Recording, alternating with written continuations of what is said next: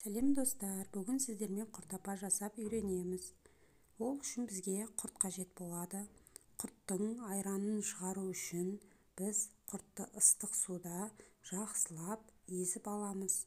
Негізі құрттың айранын шығару үшін оны қолмен жақсылап уқалап айранын шығарады. Осы айранды, дайын болған айранды шетке қойып қоямыз да басқа заттарын дайындаймыз. Күрішімізді жақсылап жуып, қызып тұрған қазанда ешқандай май құймай қуырып аламыз.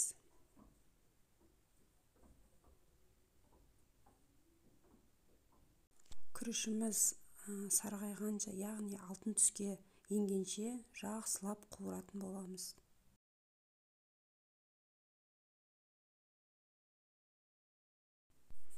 Енді машымызды да бір жуып, оны да пісіріп аламыз.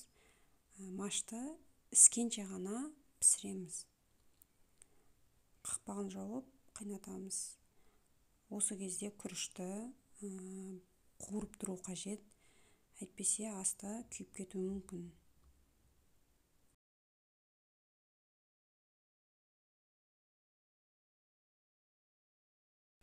Міне бізде осындай түсте, яғни алтын түстес күріш пайда болды.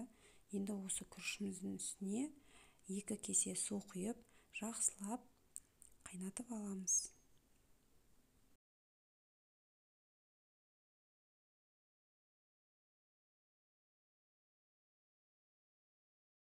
Енді осы күрішімізбен бірге машымызды да бірге қосып, толықтай пісіретін боламыз.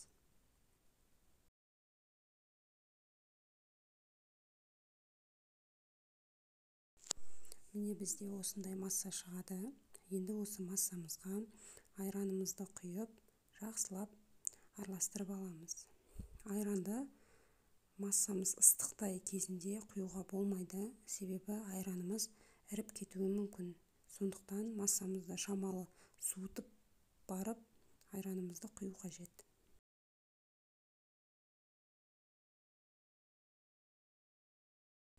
Массамыздың дәміне қарай тұз қосып, көжемізді дайындаймыз.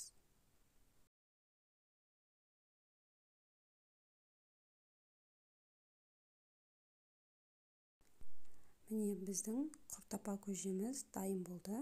Енді оны ыдысымызға құйып, дастарханымызға ұсынуға болады.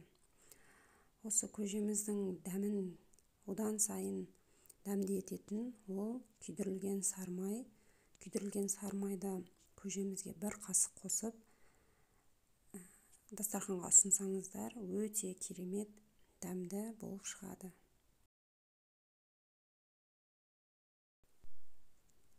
Көжеміз дайын, астарыңыз дәмді болсын.